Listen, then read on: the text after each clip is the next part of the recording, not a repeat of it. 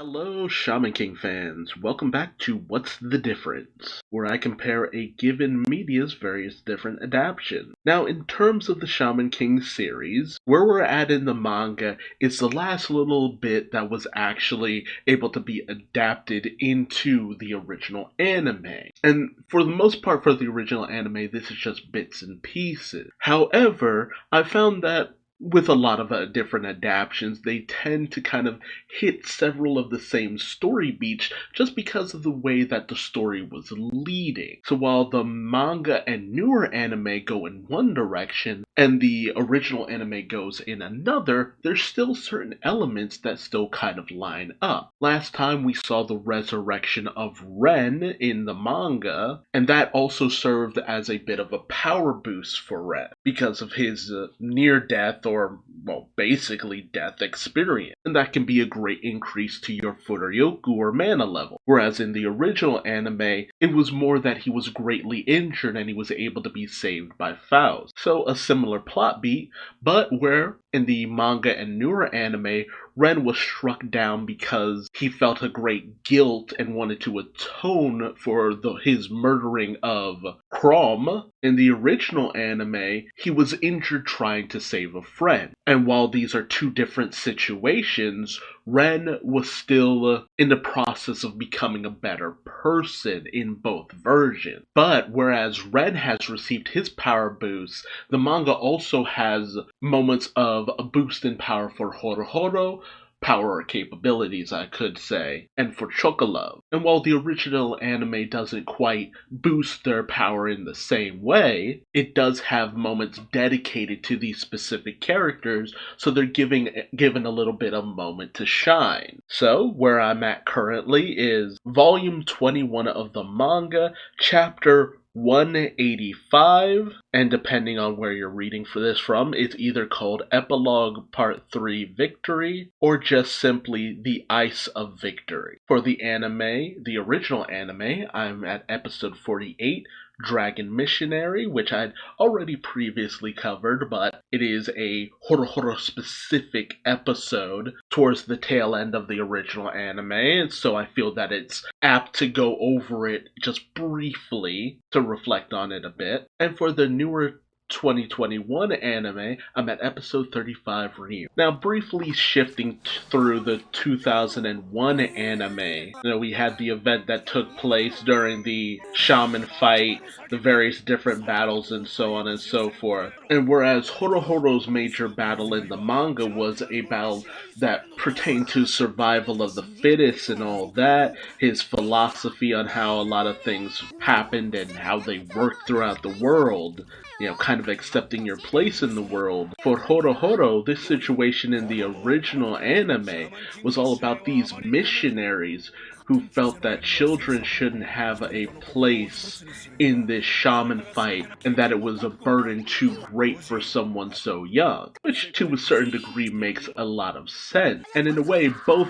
moments of growth in terms of the manga where Horohoro is going up against the minions of Hao, Blocken Jr., and Big Guy Bill in order to save Team Iceman, is Horohoro kind of going out of his way to kind of prove himself in both situations. Some of the stuff I do really appreciate from this episode in the original anime is the fact that it does give Horohoro and his little sister moments of bonding here and there. And it has a little bit more of an optimistic tinge to it. So Horohoro can at least come off as a little bit on the cool side for the most part. You get to see Horohoro fight alongside his team a little bit more than you do in the manga, whereas things kind of go south pretty quickly. So I guess it really does come down to which do you kind of prefer? Do you prefer Horohoro's moment of growth to come because of a situation involving the main story with Hao, or do you just want it to kind of be a bit of a one-off? In both situations, he shows off his determination and his capabilities, so neither is necessarily worse than the other. It's just that Horohoro ended up in, I would say a little bit more of a desperate situation in the manga. Not in all versions he rises to the occasion, and that's what really kind of matters most. But there's a comedic tinge throughout the whole episode, so it really is a matter of perspective on the whole. Now, in terms of the newer anime, Horohoros Rise to the Occasion, is all about him doing his best to save who he can. Even if it's a bad situation, even if he's dramatically outmatched and overpowered, he has to think on his feet a little bit more. It's not simply a situation where he has to overpower his opponent. And let's be honest, while his opponent in the original anime was silly, blocking is also kind of silly. He's just a dude trapped in a Lego suit. But the dramatic situation that Horohoro finds himself in, it's much more life and death. He's also trying to save other people. His back is against the wall. He really has to consider all of his options. A lot of it comes off kind of like he's blustering. He's trying to catch Blockin off guard, do what he can. And I gotta say, I love seeing Horohoro use Team Iceman's other spirits, even the ones who have a lot more power than he's used to. And it's also a cool situation where he also kind of has to basically make a combination attack on the fly. And it actually does manage to give him even just slightly a bit of an advantage, taking Blockin off guard. It's like a momentary bit of Blockin just kind of being, distracted.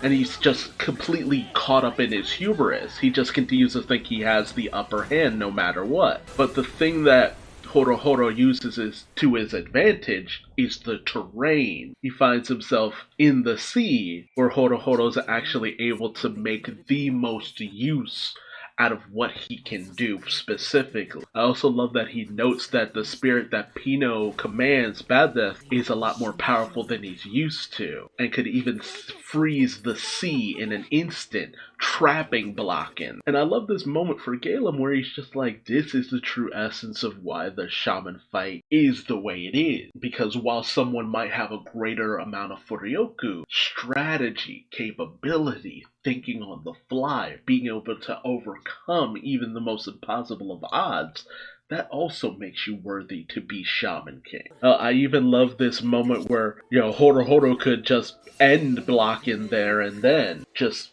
kill him. But no, he chooses to make sure that Blockin is able to be somewhere safe and thaw out. Even as a way to breathe. We then end up in chapter 186, titled either Epilogue Part 4 or Reunion, where we see that Blockin's spirits that command all of his bricks are all just a bunch of rats. Big guy Bill getting ready to come in and attack. One thing I do appreciate that the newer anime did was give a hint of how, Horohoro, he was already tuckered out. He was completely prone to an attack from Bill, but next thing you know, Horohoro is being saved by someone. And I like that the newer anime gives a little bit more of a hint as to what's about to happen. We then cut to everyone kind of hanging out, waiting for Horohoro to show up. Now everybody's just kind of hoping that he's okay, emotionally and physically. And then you have Lyserg show up with Horohoro, having rescued him. And this is kind of a good moment for Lyserg to kind of almost redeem himself to the team for the most part, despite being on kind of the outs with them. Because Lyserg still has a fairly decent relationship with all of them. Yes, he kind of left them high and dry,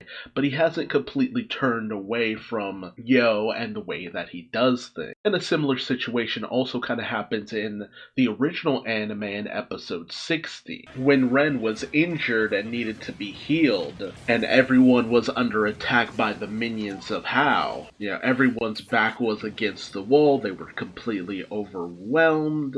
It was pretty much looking looking like a done deal for all of them, only for them to be shielded by the timely arrival of Lyserg, which is a little bit bigger of a moment just because, Lyserg had just been so on the outs with the team, even basically trying to kill them on more than one occasion. So this served as a big moment of redemption for Lyserg. Like Lyserg going up against impossible odds in order to save everyone, it's a lot more dramatic.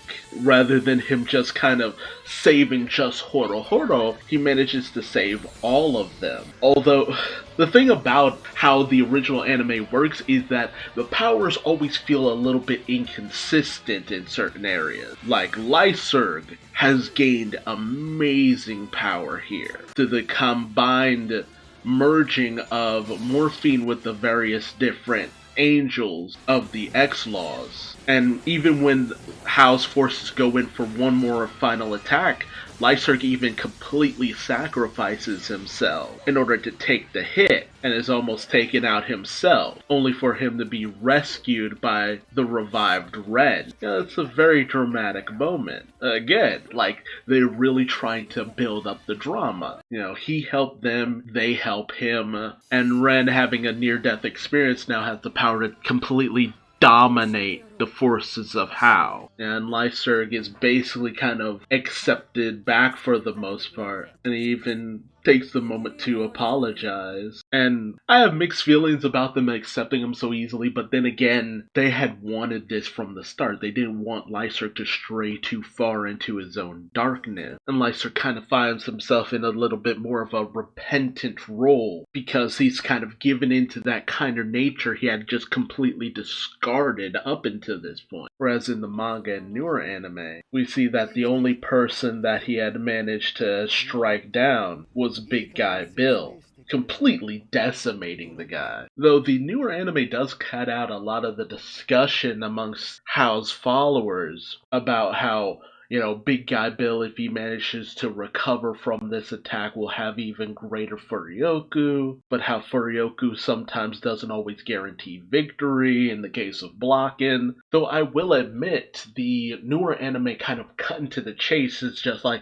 where they're just like, blocking, what the hell did you see? Who did this? So we can go in and just beat their ass. So they don't beat around the bush about what they need to do next. And Block is just like, yeah, it was an X-Law. There was a flash of light, all of a sudden Big Guy Bill was just immediately taken down. I love the motif though that the newer anime has, where there was an angel and feathers kind of appeared as the angel came in. It gives a little bit more of a visual hint to the audience, and I love the shot of Lyserg's angel, majestic. And there's also the fact that we find out that Lyserg didn't completely finish Bill off. Despite the fact that, again, he is an X-Law, he still didn't feel comfortable taking a life. So Lyserg's more kinder nature is a lot more to the forefront in the manga and newer anime, whereas in the original anime, he's so just trying his damnness to just be this cruel, merciless person. And so I love it where they're just like, we're gonna retaliate, we're gonna strike back at him, because this is an affront to our Lord Hao. And Lyserg tells them that he's gained even greater power. But the tale of how Lyserg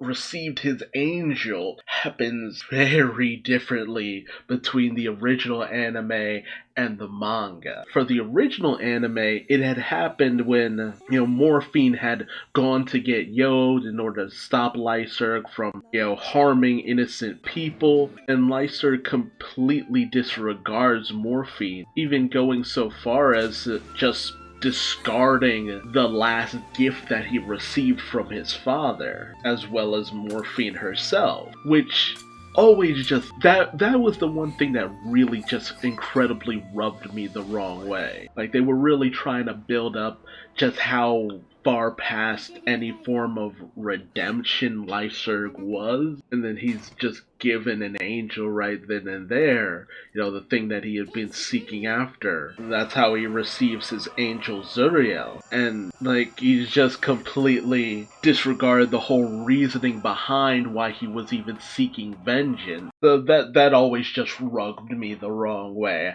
I get what they were going for, and it does make a lot of sense, just to show how far Lyserg had kind of fallen. But the direction that Lyserg went in made their accepting of him, taking him back, Lyserg choosing to go back to them.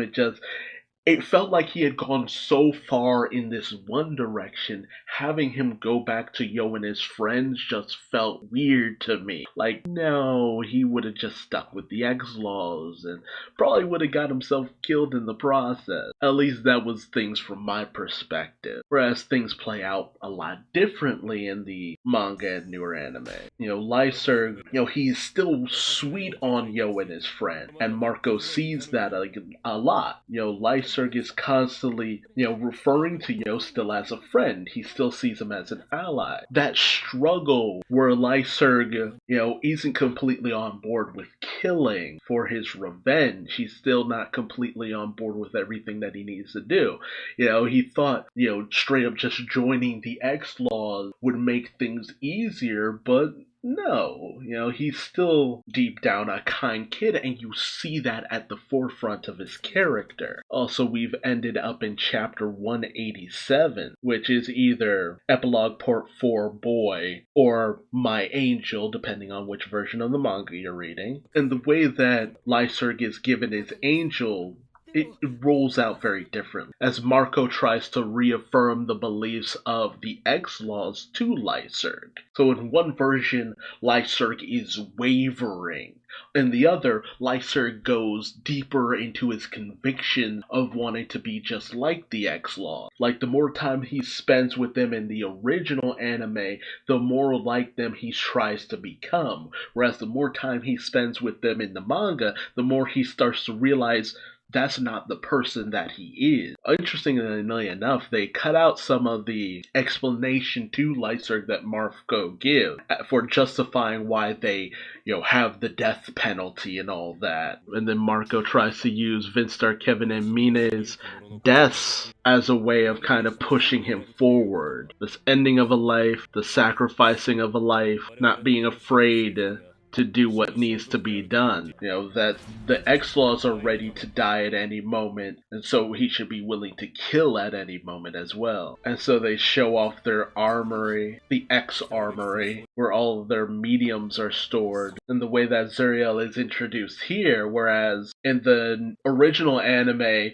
Zuriel descends from on high as he's given to Lyserg. Here, Zuriel is bound, and it's a lot less dignified in the way that Zuriel is presented to Lyserg, which I feel that kind of says something overall. In both versions, Marco tries to push Lyserg further towards the X-Laws' goals and how they do things. And in both versions, they portray Marco as very sinister in these instances. He's very much a zealot, he's very much kind of out of his mind. But in one version, Lyserg comes off as yes, finally, this is what I've been waiting for all this time. In the manga and newer version, Lyserg doesn't seem to take any pride in any of this. He stumbled upon Horohoro and saved him, but when he struck down Bill, it didn't seem like he took any of the pleasure in it that he seemed to take in the original anime. And in the original anime, Yo is a lot more cold towards Lyserg, with a lot of purpose, because Lyserg has just turned so far away from everything else. He starts to realize just how far Lyserg has fallen. But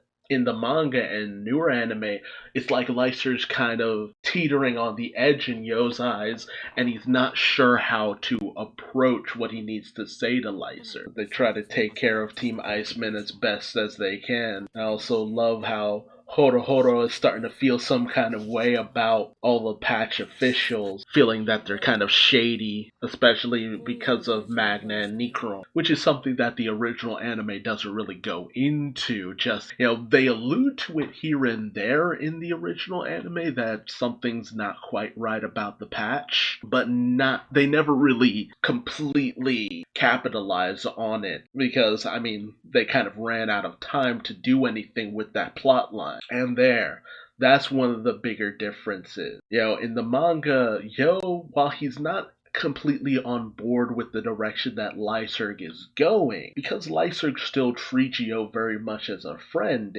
Yo still is willing to smile at Lyserg from time to time and still communicate things towards Lyserg in the hopes that Lyserg will understand. There's not the extreme Yo is trying to save Lyserg's soul like in the original anime. It's that Yo is trying to nudge Lyserg in a better direction. So again, it kind of comes down to your preference. Do you prefer Yo being a more of a subtle, lighter influence on Lyserg's decision, but ultimately it's Lyserg's decision? Or do you prefer it to be this extreme battle where Lyserg is falling further and further into darkness and Yo's desperately trying to claw him out, but Lyserg just keeps accepting it? They're about to talk about how the Shaman fight is completely changed until they're completely interrupted by the arrival of Peyote and the followers of Hao. And then I love how Ryu tries his best to hold his own so that everyone can basically get out of harm's way. They do cut out Peyote's attack in order to,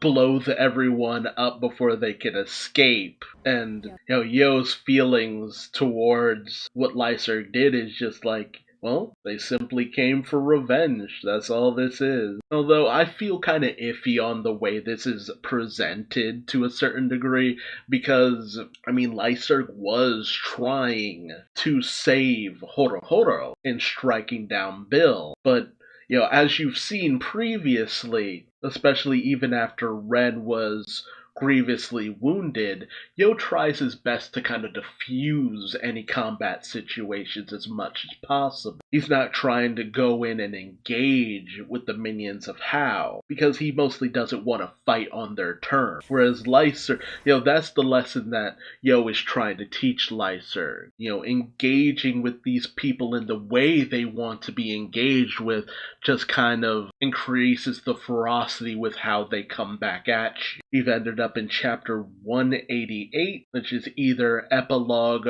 Part 4 Fairy Tale or just simply titled Fairy Tale. Everyone just barely escapes, and Yo is completely fine with just running away. And while Lyserg wants to engage in battle in order to help out Ryu, Yo would prefer not to escalate the situation. So Yo's approach to things is a little bit different in the two adaptations. Whereas with the manga and newer anime, Yo puts forward suggestions about how he feels about a situation. Don't engage, don't escalate, don't make things any worse than they already are. We just do our best to just get out of harm's way as much as we can, and your mileage may vary on that mindset. Whereas with the original anime, Yo is just no killing. You want to fight, that's whatever, but just no killing. That's his big, which is a little bit more easy to kind of understand. He's not completely against combat, but he doesn't seek it out. So both versions has Yo as kind of a little bit of a pacifist to a certain degree, but not fully pacifist. And Yo mostly leaves Ryu behind because he thinks that Ryu will just, retreat when need be. But things aren't going to be that easy, as they had someone come in order to strike at them. But, thankfully, Red had actually managed to intercept the strike. And Ryu takes a bit of an issue with how callous the two minions of Hao are towards their comrade who was just struck down. And so his hot-blooded nature is kind of getting him into a situation where he's more willing to fight than he should be. And then we have a major question where Yo asks, what did Lyserg do with morphine? And he's right here. Like, that's one of the bigger differences. It's just like, whereas in one version, Lyser completely abandons Morphine, and another is just like, dude, I would never get rid of her. She's incredibly dear to me, which I have to say is another reason why I'm always preferential to Manga Lyserg, because I mean he just surprised me with how, despite his obsession with revenge, he never let it completely consume him or override the person that he was. It's just that in the original anime they made him a very angry kid from the jump. Whereas in the manga and newer anime, when we were introduced to him, no, he was, yes, he wanted vengeance, but he was lighthearted in a lot of places. A little bit overly arrogant, but he wasn't cold-hearted. And Lycurgus returned to the X-Laws, but he has this very pensive face on him, like he's trying to think about what he'll do next. And then for the manga, we cut to volume 22, chapter 189, Karma Mia, or just Epilogue Part 5, where Yo is informed that Ryu stayed behind to fight instead of retreating at the quickest moment that he could. So Yo has to go in and save the big lug. And I love how Yo uses his ability to slow his descent, and he does it so quickly on the fly. You know, it's a reference to when they were falling out of the jumbo jet. And this is spliced in with some of the previous chapter, where Ryu is basically getting pummeled, and he just can't seem to win against these guys. Meanwhile, Chocolove is lamenting Yo's words about harming someone and it coming back on you. Kind of like karma to a certain degree. And we get a little bit of Mikihisa and Red Sub, and Mikihisa kind of,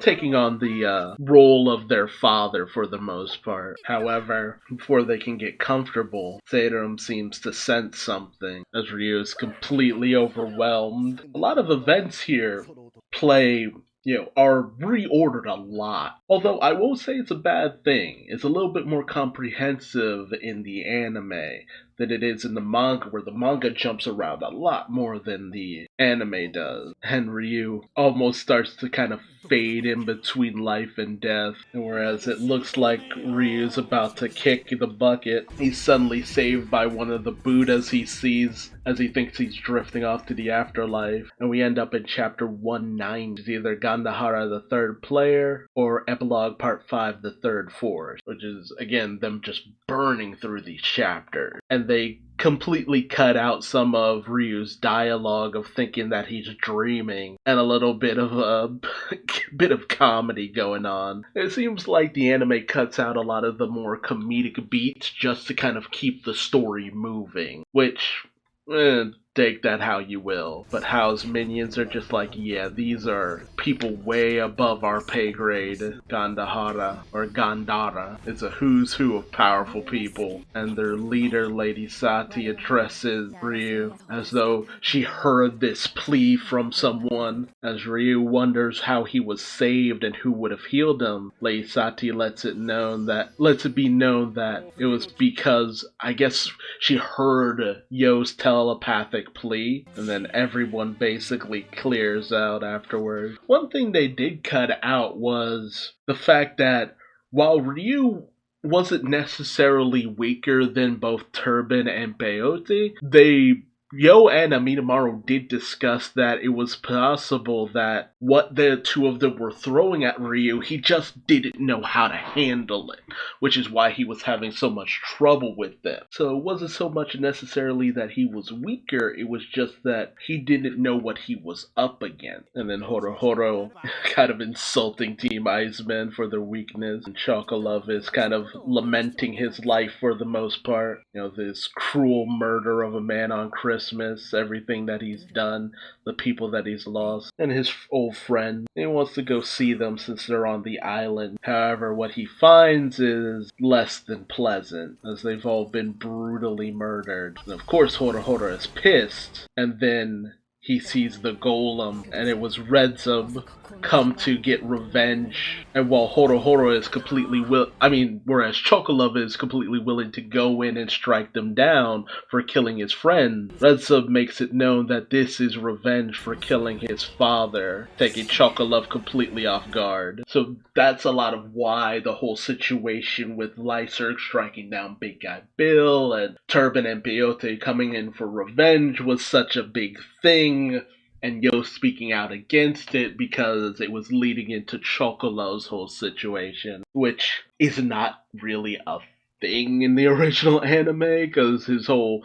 course of history is kind of different. The how Chocolove came upon his master is not explained in the original anime, which is kind of funny because it's just like, for Ren, him killing Chrom was okay, I guess, because Chrom was, he attacked Ren, so you could say it was a form of self-defense to a certain degree, but, Ren still murdered someone in the original anime too, but as the series goes on past that one point, Ren's murder of Chrom becomes a less and less prominent thing for him, but Chocolove, he gunned down an innocent man, so it's a little bit harder to kind of justify that.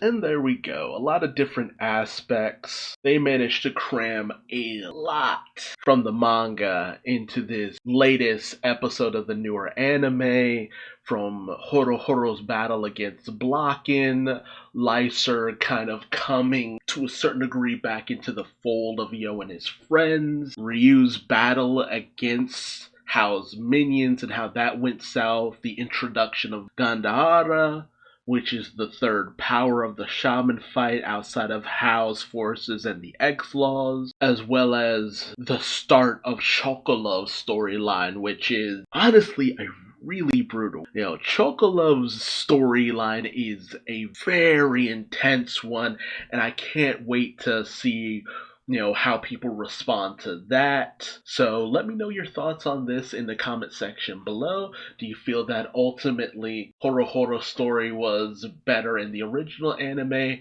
or it was best told in the manga and newer anime? What about Lyserg's redemption to a certain degree? Which do you feel did it best, and which was easier for you to buy into? Let me know your thoughts in the comment section below. Do all the YouTube stuff if you like this video, and until next time, I've been Duuz-Diz-Din, and I'll see you on the next episode of What's the Different. Bye bye.